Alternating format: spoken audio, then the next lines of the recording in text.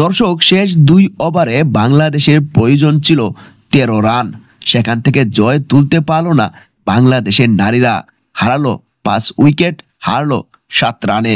কিভাবে একটা জেতা ম্যাচ হারতে হয় সেটা বাংলাদেশ ভালো করেই জানে, হোক সেটা নারী দল কিংবা পুরুষ দল। দর্শক, লঙ্কানদের দেয়া 203 রানের জবাবে খেলতে গিয়ে বাংলাদেশ জিতবে এটাই ছিল 100% কনফার্ম, কারণ বাংলাদেশ ভালো খেলছিল। কিন্তু তীরে এসে তরি ডুবানো বাংলাদেশের অভ্যাস হয়ে গেছে, অভ্যস্ত হয়ে গেছে এবং শেষ পর্যন্ত হারলো বাংলাদেশ।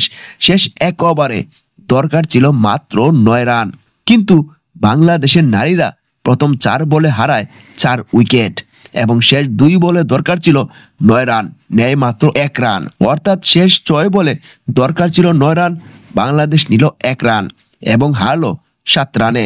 বাংলাদেশের হয়ে সবচেয়ে বেশি রান করেছেন ক্যাপ্টেন নিগার সুলতানা জ্যোতি 77 রান এবং শারমিন আক্তার 64 রান।